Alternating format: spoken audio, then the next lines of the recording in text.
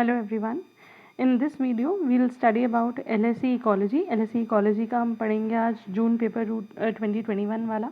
We'll begin with the papers as IGNOU के exams में सबसे ज़्यादा इंपॉर्टेंट पार्ट जो होता है वो उसके टेस्ट पेपर्स होते हैं. That helps a lot in the revision as well as in the preparation. So let us begin with the paper. जो हमारा फर्स्ट क्वेश्चन होता है यूजुअली 10 मार्क्स में हमारे पास बहुत फिलअप्स और match the followings, pick the correct option, ऐसे answers आते हैं which are quite easy. Dash is the study of ecology of groups और communities in relation to their environment. जब हम ग्रुप्स को स्टडी करते हैं इन्वायरमेंट के कंटेक्स्ट में उसको बोलते हैं synecology. The process by which liquid water changes into vapour, water जो है वो वेपर्स में चेंज होता है, that is very easy, evaporation. Dash is the fresh और decaying organic matter of plants and animals. जब प्लांट्स एंड एनिमल्स डिके करते हैं तो जो फ्रेशली जो डिकेड मैटर होता है उसको हम बोलते हैं humus which enriches the soil. When one species maintains or provides a condition necessary for the welfare of the other but does not affect its well-being by doing so, the interaction is known as commensalism. हम बहुत सारे relations पढ़ते हैं जिसमें हम पढ़ते हैं saprophytic होता है, पैरासिटिक होता है, एक सिम्बायोटिक होता है जिसमें दोनों बेनिफिटेड होते हैं. This is कमेंसालिज्म. इसमें क्या होता है, एक का बेनिफिट हो रहा है और दूसरे को कोई नुकसान नहीं हो रहा है. इसको हम +0 से भी डिनोट करते हैं. So one of the organism is benefited and the other one is not getting affected neither in good way nor in bad way. Dash was the first species to live in human type of existence. तो अगर हम humans की बोले, जब human का evolution हुआ तो जो फर्स्ट ह्यूमन टाइप के स्पीशीज थे they were Homo erectus. Now comes the match the followings. Lotic system. Lotic system होता है एक्वेटिक सिस्टम का पार्ट जहाँ पे फ्लोइंग वाटर होता है. तो जहाँ पे भी फ्लोइंग वाटर मिलेगा that is lotic system. Next biosphere. Biosphere होता है जितना भी लिविंग पार्ट होता है अर्थ का which consist of all the atmosphere, hydrosphere and lithosphere. Air, water and land, ये तीनों चीज़ें कंप्राइज होकर बनाती है हमारा biosphere. Natural ecosystem. Ecosystem can be natural, it can be artificial. Natural में हमारे पास एग्जाम्पल आ जाते हैं ग्रासलैंड के जिन्हें हम नहीं बनाते, which exist bye their own self. और आर्टिफिशियल में हम पॉन्ड्स, लेक्स, इनको कंसिडर कर सकते हैं. Abiotic component. एबायोटिक का मतलब होता है नॉन लिविंग. ये बहुत बेसिक टर्म है जो हम प्राइमरी से पढ़ते हुए आ रहे हैं. सो नॉन लिविंग कंपोनेंट जो हमारे पास होता है वो होता है रेडिएशन. लास्ट है स्ट्रक्चरल एट्रीब्यूट. जब हम पॉपुलेशन के बारे में पढ़ते हैं तो वहाँ पे हम एक स्ट्रक्चरल एट्रीब्यूट पढ़ते हैं, that is age distribution. Moving on to the next question. Differentiate between any two type of the following. हमें 4 ऑप्शन दिए हुए हैं और इसमें से हमें कोई 2 अटेम्प्ट करने हैं and we have to make a difference between them. So the first one is mineralisation and humification, pyramid of biomass, pyramid of energy, wetland and estuaries, and chemophytes and cryptophytes. So let us begin with mineralization and humification. Mineralisation. Mineralisation as the name suggest कि किसी चीज़ को minerals में enrich करना. So it is release of organically bound nutrients into an inorganic form. तो कभी हम usually ये भी मान सकते हैं कि जब चीज़ें डिकम्पोज होती हैं, देखो जब अभी हमने फिल इन द ब्लैंक्स में पढ़ा था कि जब भी चीज़ें फ्रेशली प्लांट या एनिमल मैटर या फीकल मैटर या उनका कोई भी डेड रिमेन्स जो हैं वो डिकम्पोज होंगे तो they will form humus, that is humification. लेकिन in that process many nutrients are getting released either in the form of air or in the form of solid या लिक्विड. किसी भी state में वो रिलीज हो रहे हैं और वो सॉइल को, एनवायरनमेंट को एनरिच कर रहे हैं. सो वो minerals during the process of decomposition they are returning back to the atmosphere. वो सारे मिनरल्स वापस आ रहे हैं. So this is a form of mineralization. It is a release of organically bound nutrients into inorganic form available to plants. This slow process is performed by decomposers existing in the soil, whereas humification is a process by which simplified detritus get converted. यहाँ पे dead and decaying part जो है वो convert हो रहा है dark color के substance में, जिस substance को हम बोल रहे हैं humus. During the early stages of soil formation, organic matter in the soil is not very high as the vegetation and soil fauna was not much developed. In such soils, algae, lichen, mosses and other small form of plants grow and contribute organic matter through their death and decay. In due course of time, various plants, animals and microbes colonize such soil. They also contribute organic matter to the soil in the form of waste or dead remains. तो basically जब soil formation होती है, initially जब soil formation होती है तो वो बड़े बड़े रॉक से होती है ड्यू टू द फिजिकल और केमिकल एक्शंस, वेदरिंग की वजह से, चेंजिंग क्लाइमेट की वजह से, क्रैक्स आते हैं, विंड वाटर की वजह से वो छोटे छोटे स्टोन्स में कन्वर्ट होती है, फिर वो सॉइल में कन्वर्ट होती है।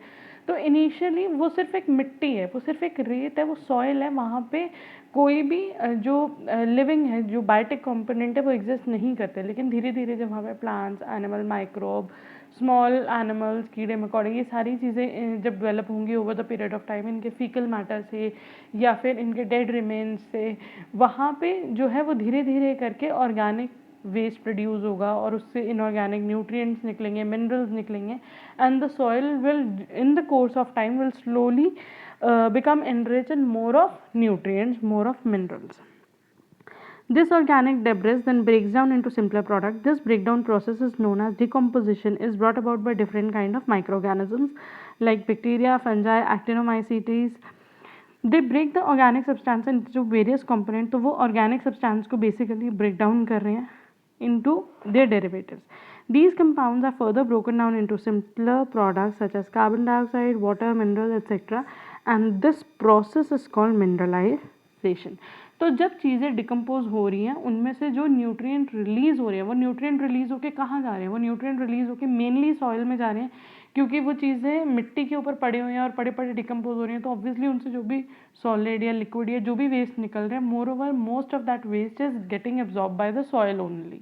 और उसमें से जो गैसेस वेस्ट होता है थोड़ा बहुत, that enters into the atmosphere.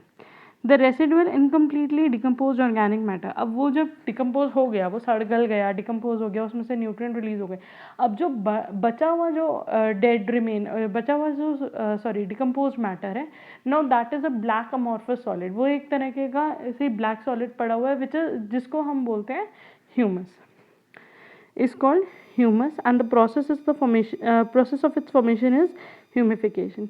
Humus is an amorphous colloidal and dark substance that is the source of energy and nutrient for most soil or microorganism.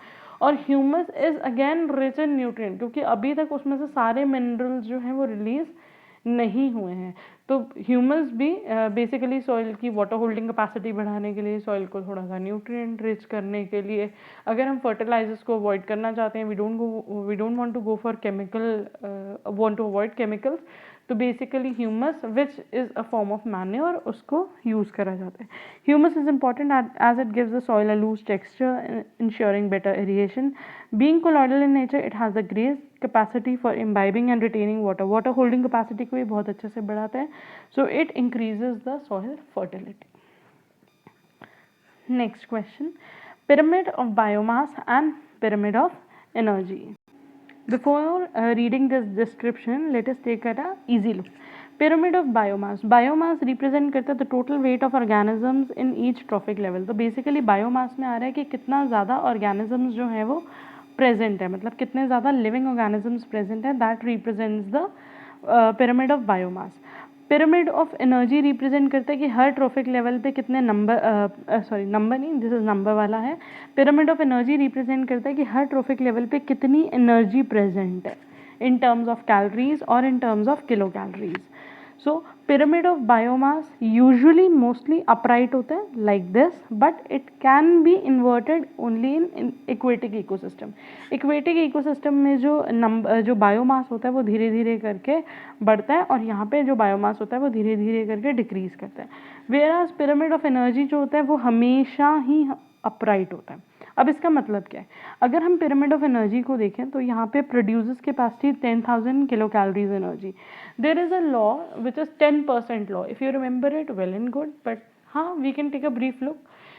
10% law क्या कहता है कि जितनी भी एनर्जी एक ऑर्गेनिज्म के पास है, जब उसको कोई खाएगा another organism which is eating that organism will get only 10% of that energy. तो अगर यहाँ पे प्लांट्स के पास 10,000 किलो कैलोरी थी, इसकी सिर्फ 10%, दैट मीन्स इसकी सिर्फ 1/10 एनर्जी ही नेक्स्ट ट्रॉफिक लेवल को मिलेगी। तो कंज्यूमर्स के पास हर्बीवोर्स को कितनी एनर्जी मिलेगी? 1000 किलो कैलोरी। फिर उस प्लांट्स को, उन हर्बीवोर्स को जिन्होंने खाया, उन कार्निवोर्स को कितनी मिली? Again 100 kilo calorie. फिर नेक्स्ट लेवल पे कितनी गई? 10 किलो कैलोरी। तो हर एक ट्रॉफिक लेवल पे when we move from producers to consumers, जो एनर्जी की वैल्यू है वो कम होती जा रही है। इसलिए जो पिरामिड ऑफ एनर्जी होता है वो हमेशा अपराइट होता है। वेयरएज अगर हम पिरामिड ऑफ बायोमास की बात करें तो एक नॉर्मली अगर हम कहीं पे भी, आप इमेजिन कर लो कोई गार्डन है, कोई पार्क है, कोई भी चीज़ है, तो वहाँ पे आप क्या अज्यूम करते हो? सबसे ज़्यादा वहाँ पे plants, greenery, trees, grasses, bushes, ये सारे होंगे। जितने ज़्यादा वहाँ पे ग्रीनरी और वेजिटेशन होगी उस पर डिपेंड करता है कि वहाँ पे कितने सारे हर्बीवोर्स होंगे। ऐसा तो नहीं हो सकता कि आपको एक ऐसा पार्क अज्यूम करो जहाँ पे डियर्स तो बहुत ज़्यादा है, दे आर मतलब बहुत ही ज़्यादा डियर्स हैं, लेकिन उनके कंपैरेटिवली वहाँ पे वेजिटेशन, प्लांट्स, ट्रीज, श्रब्स वगैरह कम होंगे। Obviously that will not happen, क्योंकि अगर कहीं पे इतनी वेजिटेशन कम होगी, इधर the deers will die of starvation और they will migrate to another place जहाँ पे they can get plenty of food. तो आइडियली अगर हम देखें, प्लांट्स बहुत ज़्यादा होते हैं, उसके कंपैरेटिवली जो उन्हें खाने वाले जो ऑर्गेनिजम्स हैं वो कम है, हर्बीवोर्स कम होंगे, हर्बीवोर्स के कंपैरेटिवली कार्निवोर्स और कम होंगे, कार्निवोर्स के कंपैरेटिवली लार्जर कार्निवोर्स और कम होंगे। तो जो बायोमास होता है, जो टोटल वेट ऑफ ऑर्गेनिज्म है, वो धीरे धीरे करके डिक्रीज हो रहा होता है। लेकिन एक्वेटिक इकोसिस्टम में उल्टा होता है। एक्वेटिक इकोसिस्टम में एक रीज़न ये भी है कि जितने भी आप मान लो, जितनी भी fishes, whale, sharks, big fishes, small fishes, all of them are not dependent on the plants. तो ऐसा नहीं है कि अगर प्लांट कम होंगे तो फिशेस कम हो जाएंगे, no, because most of them are having carnivore habits. तो they may eat dead small fishes, या they may eat small fishes, or they may get anything else in the water to eat, so they are not completely herbivores। तो वो पूरी तरीके से plant पे dependent नहीं है। तो यहाँ पे क्या होता है, प्लांट्स कम है, उसके कंपैरेटिवली स्मॉल फिशेस ज़्यादा होंगी एंड लार्जर फिशेस जो हैं वो और ज़्यादा होंगी। So, pyramid of biomass represent the total weight of living organisms at each trophic level. Generally, the biomass of producers is much greater than the biomass of herbivores. The biomass of herbivores is greater than that of carnivores, and so on. In other words, we find that biomass decreases at each trophic level. जब हम एक trophic level से दूसरे trophic level पे जाते हैं, तो biomass जो weight of total organisms है वो decrease हो रहा है। Diagrammatic representation of biomass of individual belonging to different systems invariably assumes the shape of upright pyramid. तो यहाँ पे जो हमें जो pyramid की shape मिलती है, that is mostly upright. Exception is the aquatic ecosystems. In aquatic ecosystem like large lakes, ocean, the pyramid of biomass sometimes assumes an inverted form. Since microscopic phytoplankton algae are primary producers in the aquatic system, they have very short life cycle and thus they reproduce rapidly. Being single-celled organisms, they do not accumulate much biomass and are eaten faster by zooplankton, which are again microscopic animals, aquatic animals, fishes, etc. Consequently, at a given time, the total weight of standing crop of phytoplankton is less. यहाँ पे एक reason ये भी दिया हुआ है कि वहाँ पे जो मेन प्रोड्यूसर्स की कैटेगरी में जो प्लांट्स आते हैं वो होते हैं phytoplankton, that mean microscopic plants. उनकी जो लाइफ साइकिल होती है, being microscopic, they are not so stable कि they can live for years and years. उनका लाइफ स्पैन जो होता है वो शॉर्ट होता है। तो at a certain time though they reproduce and there is continuation of generation, but at a present interval of time वहाँ पे उनकी जो पॉपुलेशन है वो कम है। इसकी वजह से भी जो पिरामिड की शेप होती है वो इन्वर्टेड होती है। Next is pyramid of energy. It shows the amount of energy utilised at successive trophic levels. An energy pyramid more accurately reflects the law of thermodynamics, with loss of energy being depicted at each trophic level, each transfer to another trophic level. तो यहाँ पे loss of energy हो रही है। As I told you, जितनी भी energy हमारे पास है to the next trophic level, they will only get 10%. 90% of energy are either used by us and some of it is lost in the environment. Hence, the pyramid is always upright. Energy pyramid in case of aquatic ecosystem is always upright. Even where the pyramid of biomass is inverted, in energy pyramids, at given trophic level always has a smaller energy content than the trophic level immediately below it. This is due to the fact that some energy is lost as heat in going from one trophic level to next. तो चाहे अगर हम aquatic ecosystem की बात करें, aquatic ecosystem में pyramid of biomass जो होता है वो इन्वर्टेड होता है, बट पिरामिड ऑफ एनर्जी कभी भी इन्वर्टेड नहीं होगा, it is always upright. So thus pyramid of biomass represent how much biomass is present at each trophic level, while pyramid of energy represent the energy flowing through each trophic level. So this is the key difference between the pyramid of biomass and pyramid of energy. Next one is wetlands and estuaries. दोनों ही aquatic ecosystem है। Wetlands are permanently और periodically water covered areas, जहाँ पे पानी जो है वो permanent और थ्रू आउट एयर होता है। They can be defined as submerged और saturated lands either artificially or naturally, or either periodically or permanently up to a depth of 6 meters of water, which may be fresh, brackish or saline. तो यहाँ पे जो पानी होता है उसकी nearly depth 6 metres होती है and the water can be fresh water हो सकता है, that means it is not having any salt dissolve in it. It can be saline या मरीन, मतलब जहाँ पे कि बहुत ज़्यादा सॉल्ट डिजॉल्व है। और ब्रैकिश वाटर मतलब कि which is a mixture of two, may be a river is falling into the ocean और रिवर और ओशियन के मिक्सचर में जो पानी मिलता है that is brackish water. These wetlands may be classified into two categories: inland wetlands, which occur inland and contain fresh water, for example bogs, swamps, etc. Coastal wetland, as the name suggests, ये coast sides पे present होते हैं and contain saline और brackish water, जैसे कि mangrove swamp, mangrove forest. Estuaries are most productive ecosystems of the world. An estuary is a semi-enclosed area of coastal ocean containing brackish water that has free connection with sea on one side and on the outer side it is connected to the river. तो basically जहाँ पे river is falling into the sea, अब river जो है वो सी के अंदर fall कर रही है, तो यहाँ पे फ्रेश वाटर और सलाइन वाटर दोनों कंबाइन हो रहे हैं। एक सिंपल सी चीज़ है, अगर दो एक्सट्रीम रेंजेस हैं, एक जगह है जहाँ बहुत ज़्यादा गर्मी है, वहाँ पे सिर्फ हमें एक ही टाइप के लिविंग ऑर्गेनिज्म, प्लांट्स, एनिमल मिलेंगे जो उतनी गर्मी को टॉलरेट कर सके।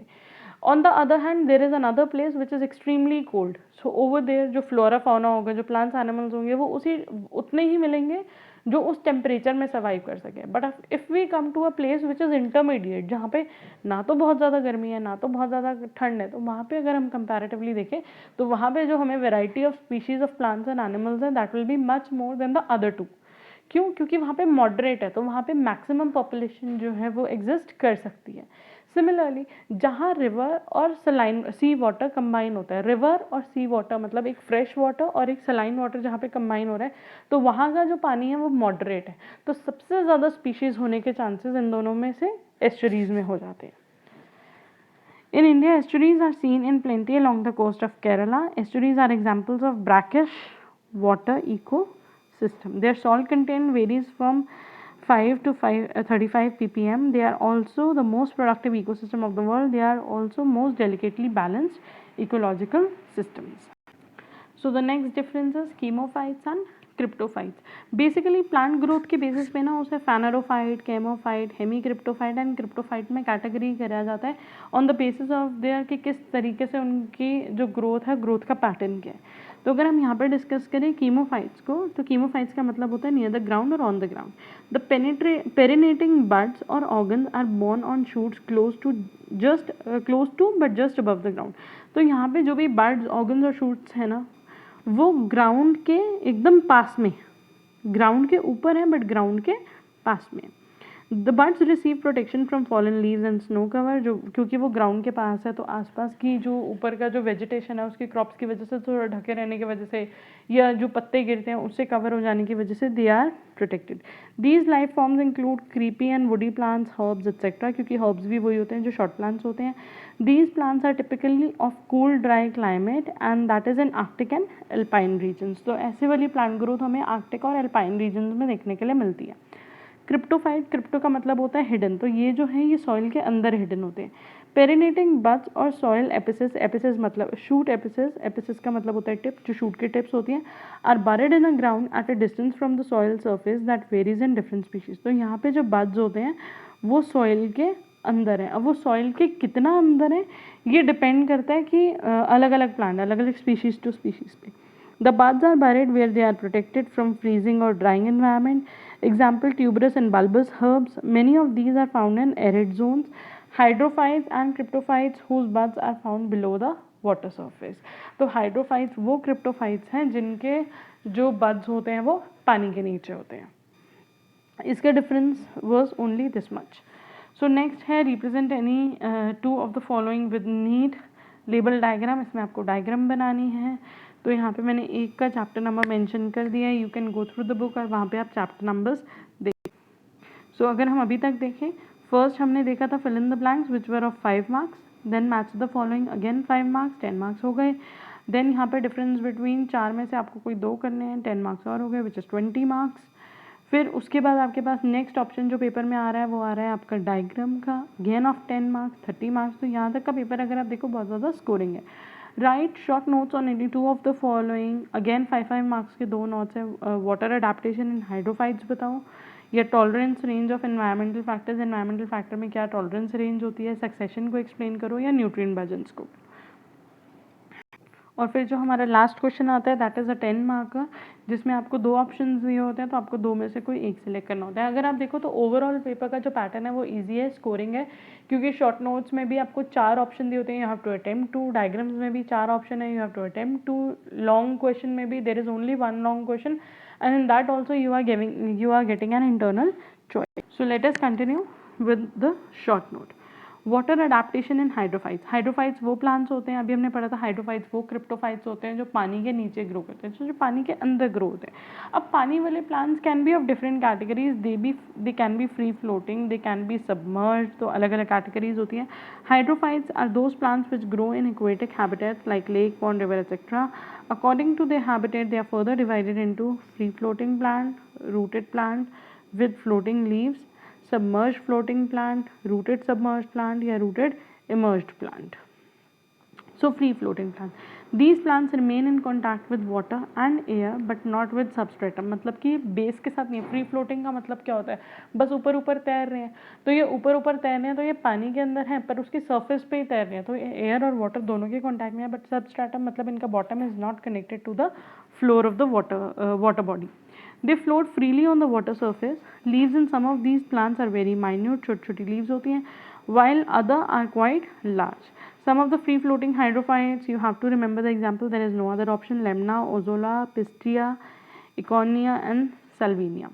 Next, rooted plants with floating leave. Name suggest rooted plants है मतलब कि उनकी रूट्स हैं जो कि वाटर बॉडी के बॉटम से कनेक्टेड है with floating leave. These plants grow on the margins और इन shallow water bodies.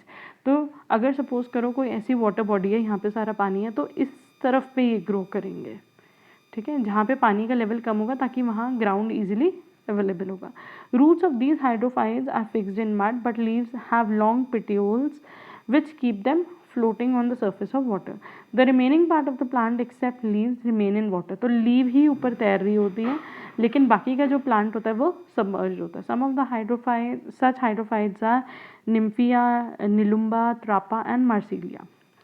Submerged floating plants. These plants remain in contact with water only. Submerged मतलब अंदर ही है उसके. They are completely dipped or submerged in water and are not rooted in the mud. But ये rooted नहीं है, पानी के अंदर सिर्फ immersed है. Their stems are long and leaves are generally small. Some of the examples are Ceratophyllum and Utricularia. Rooted submerge. अब हमने सबमर्ज फ्लोटिंग देख ली, अब है सबमर्ज का मतलब ये कि उसके अंदर इमर्स्ड है कम्प्लीटली। रूटेड सबमर्ज, अब ये सबमर्ज भी हैं मतलब कि उसके अंदर इमर्स्ड है, पूरा डिप्ड है, एंड रूटेड भी है, that mean they bottom the roots are attached to the floor of the water body. These hydrophytes are found completely submerged in water but remain rooted in the soil. Hydrilla is one of the examples, which is a slender weed with fibrous roots. Rooted immersed plants. These are plants of shallow water. These hydrophytes require excess water but their shoot remain partly or completely exposed to air. मतलब कि ये grow तो पानी में कर रहे हैं, जैसे अगर ये यहाँ पे पानी है तो ये रूटेड है यहाँ पे वाटर बॉडी में, लेकिन their shoot is also growing outside the water body. The root system remains completely submerged in water, fixed in soil. Root system जो है वो पूरा पानी के अंदर है, लेकिन part of shoot और whole of shoot system is lying outside the water. In some ranunculus, Sagiria shoots are partly submerged and partly exposed to water. Next हमारा जो short note है that is tolerance range of environmental factors. Every organism has a capacity to tolerate a certain range of particular environmental factor. हर इंसान की या हर living organism की capability होती है जहाँ पे वो अपनी ऑप्टिमम परफॉर्मेंस दे सकता है. This range is known as tolerance range. इसको हम बोलते हैं tolerance range. At the extremities of the tolerance range the factor becomes limiting. लेकिन जैसे जैसे अगर कंडीशन मॉडरेट से या ऑप्टिमम कंडीशन से चेंज होकर स्ट्रेसफुल कंडीशन और we can say extreme condition develop होनी शुरू हो जाएंगी, सो जो उनके सर्वाइवल चांसेस हैं उस ओवरऑल स्पीशीज़ के वो कम हो जाएंगे. For example there exist a bacteria which can grow well reproduce well in the moderate environment. But what if the temperature changes? What if it start becoming cooler or it start becoming hotter? So the few of them will able to survive because of the adaptation. उनकी body में कुछ होने शुरू हो जाएंगे, तो उसकी वजह से वो कुछ हद तक उस टेम्परेचर को टॉलरेट करते रहेंगे. But few of them will start vanishing, मतलब कुछ जो है वो ख़त्म होने शुरू हो जाएंगे, because they can no longer survive in that atmosphere. So every living organism can tolerate certain range of particular environmental factors. Beyond this range the organism is unable to survive. For example, there are factors like life in the lakes is pH. जैसे aquatic organism के लिए एक बहुत important factor होता है pH. Aquatic organisms के लिए ना फैक्टर टेम्परेचर इसलिए नहीं होता क्योंकि वाटर में अलग अलग जोन्स पे अलग टेम्परेचर होता है. On the upper region where the sun to the height where the sunlight can penetrate it is quite warm. फिर मिडल में जो होगा वो टेम्परेचर थोड़ा कूलर होगा, जो बॉटम में होगा टेम्परेचर और ठंडा होगा. So according to the depth they can stay in that depth which suits them. तो एक्वेटिक ऑर्गेनिज्म के लिए जो सबसे बड़ा फैक्टर होता है दैट इज़ पीएच, क्योंकि अगर पीएच नॉर्मल पीएच होता है 6.5 7.5 के बीच में, which is the moderate pH जो न्यूट्रल के आसपास होता है. What if the water is becoming more of acidic and more of basic, जब उसके पीएच फ्लक्चुएट होने शुरू होंगे, जो एक्वेटिक ऑर्गेनिजम्स हैं they are considerably be getting affected and may die. Due to acid rain the pH of the lakes become low, consequently most of the living organisms perish. The water of such lakes appear transparent as the lake become devoid of life. धीरे धीरे करके वो पानी बिल्कुल साफ होने लग जाता है क्योंकि वहाँ से एक्वेटिक ऑर्गेनिज्म जो है वो सारे खत्म होने शुरू हो जाते हैं. Organisms are able to survive only within certain maximum and minimum limits with respect to each environmental factor. तो environmental factor कुछ भी हो सकते हैं, जैसे हमने डिस्कस करा इट वॉज pH, उस तरह वाटर भी हो सकता है, लाइट भी हो सकता है, टेम्परेचर भी हो सकता है. These are called tolerance limits and the range in between these limit is tolerance ranges. तो जितने लिमिट में वो टॉलरेट कर सकते हैं that is tolerant range. Different organisms have different tolerance ranges beyond the maximum and minimum limits of the range. No member of a particular species can survive. For example, fish generally tolerate a narrow range of water temperature. कोई fish है, मान लो वो 28 degree पे maximum survive कर लेती है, ठीक है. तो यहाँ उसकी ऑप्टिमम परफॉर्मेंस कब होगी, जब टेम्परेचर है 28. अगर टेम्परेचर वार्म होने लग गया, ठीक है, due to any of the reason, मान लो 32 34 यहाँ तक, ठीक है, वो धीरे धीरे करके स्ट्रेसफुल कंडीशन में सर्वाइव करने लग जाएगी. लेकिन उसके बियॉन्ड उसके लिए एक फिजियोलॉजिकल स्ट्रेस की कंडीशन बढ़ जाएगी. तो अगर वहाँ पे थाउजेंड्स ऑफ स्पीशीज़ हैं तो ऐसा ज़रूरी नहीं है कि 1000 के 1000 ही उस स्ट्रेसफुल कंडीशन को क्रॉस कर लेंगे, उसको अडाप्ट कर लेंगे, उसमें सर्वाइव कर लेंगे. Maybe few of hundreds will die and won't able to survive there, or maybe they, if they have a chance, they may migrate to another place. So जहाँ तक उनकी एक रेंज है, ऑप्टिमम हम रेंज बोलते हैं. ऑप्टिमम का मतलब होता है जहाँ पे उनकी मैक्सिमम एग्जिस्टेंस पॉसिबल है. वो एक स्पेसिफिक नंबर हम लेके नहीं चलते. मतलब वी कैन नॉट से कि हाँ वो 28 डिग्री पे बेटर परफॉर्म करती है तो 28 डिग्री पे ही सिर्फ temperature, they will be a range, ठीक है. तो उसी तरह अगर टेम्परेचर की बहुत ज़्यादा बढ़ने से after a certain point now there is a condition जहाँ पे वो बहुत मुश्किल से सर्वाइव कर रही है, that is the zone of physiological stress. एक है जोन ऑफ इनटॉलरेंस. मान लो 42 के पार अगर टेम्परेचर हो गया तो अब वो बिल्कुल भी सर्वाइव नहीं कर सकती, that is zone of intolerance. तो जितनी भी फिशेस होंगी सारी की सारी मर जाएंगी. उसी तरह टेम्परेचर का बढ़ना प्रॉब्लम है तो टेम्परेचर का कम होना भी प्रॉब्लम है. अगर सपोज करो 28 उनका ऑप्टिमम परफॉर्मेंस है, 20 डिग्री तक दे कैन गो वेल, मतलब कि 20 to 28 जो है वो उनके लिए फाइन है. 20 से टेम्परेचर अगर नीचे गया तो फिजियोलॉजिकल स्ट्रेस है. Now they have to put extra effort to live, they have to put extra energy to survive. उसके बाद मान लो टेम्परेचर 10 डिग्री से नीचे चला गया, so that is the zone of intolerance, ठीक है. तो मतलब कि जो टॉलरेंस की रेंज है, अगर हम टॉलरेंस की रेंज देखें तो मैंने बोला था उनकी ऑप्टिमम एग्जिस्टेंस हो रही है 28 डिग्री पे, बट यहाँ पे 32 या 34 तक दे में सर्वाइव इजीली. यहाँ पे हमने रखा मान लो 20 डिग्री तक दे में survive easily.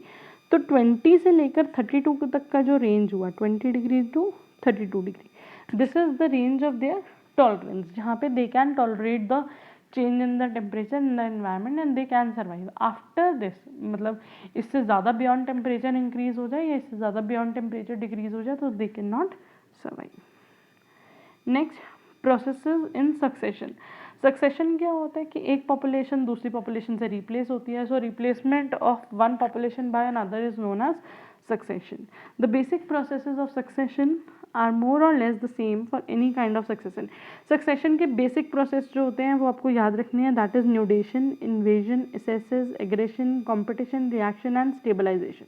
Again repeating, nudation, invasion, competition, reaction, stabilization.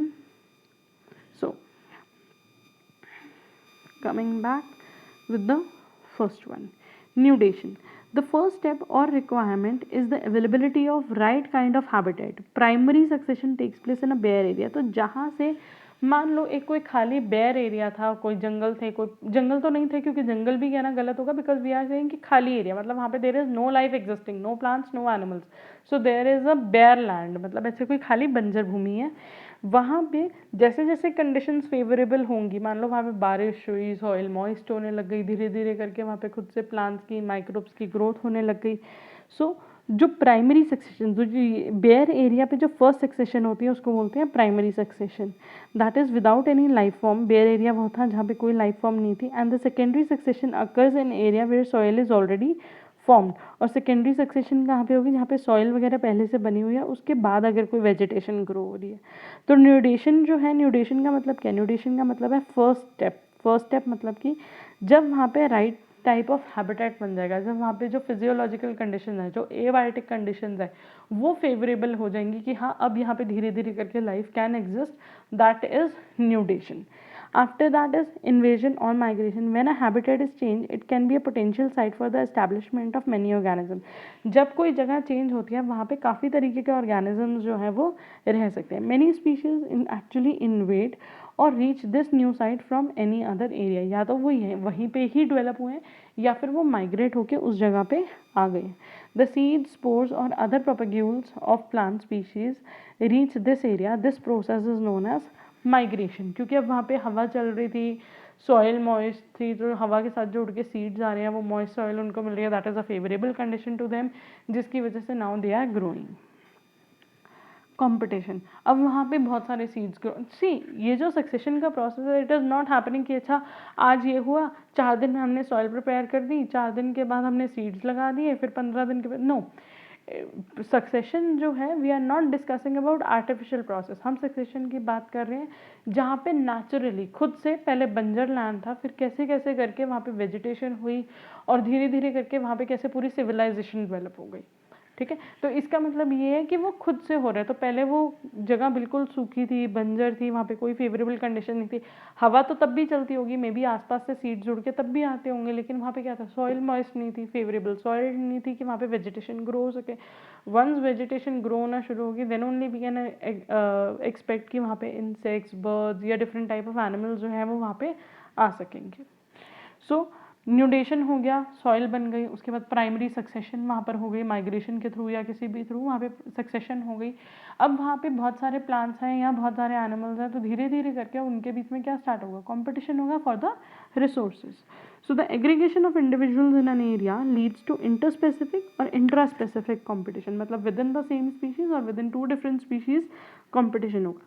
Interspecific competition between 2 different species A and B. Intraspecific competition is among the individual of the same species. The competition is usually for the resources like water, nutrients, energy, carbon dioxide, oxygen, space, etc. अब ये जो competition है, हम ये plants में भी हो सकता है और animals में भी हो सकता है. Competition के बाद आएगा reaction. This is the most important stage in succession. The mechanism of modification of environment through the influence of living organism on its own is known as reaction. इसका मतलब यह है, अब कंपटीशन हुआ, कंपटीशन में बहुत सारे प्लांट्स ग्रो हो रहे थे या वहाँ पे बहुत स्पीशीज़ के एनिमल्स आ रहे थे, लेकिन वहाँ पे अब रिसोर्सेज कम पड़ रही थी. तो कंपटीशन की वजह से मतलब कि कौन से ऐसे हैं जो वहाँ पे सर्वाइव नहीं कर पाएंगे, कौन से वहाँ पे सर्वाइव कर पाएंगे, उनके बीच में कैसा रिलेशन होगा, कैसी फाइटिंग होगी या क्या होगा, जिसकी वजह से 1 or 2 will stay there and the other 1 or 2 will migrate और मे विल डाई और वैनिश. तो वहाँ पे आफ्टर दैट कॉम्पिटिशन जो बचता है, दैट इज वो that comes out as the reaction. As a result of reaction, changes takes place in soil, water, light condition, temperature, and many other factors. The environment thus gets modified, becomes unsuitable for the existing community, and is eventually replaced by another community. Last is the stabilization. The whole process of succession results in stabilization of vegetation. धीरे धीरे करके अब over the period of time वहाँ पे जो plants, जो animals जैसे भी माइग्रेट कर रहे हैं, उस जहाँ पे जो भी वहाँ पे रह रहे हैं, धीरे धीरे करके वो एक स्टेबल कम्युनिटी, एक स्टेबल फॉरेस्ट, एक स्टेबल ग्रासलैंड बनता जा रहा है, जहाँ पे एक स्टेबिलिटी आती जा रही है.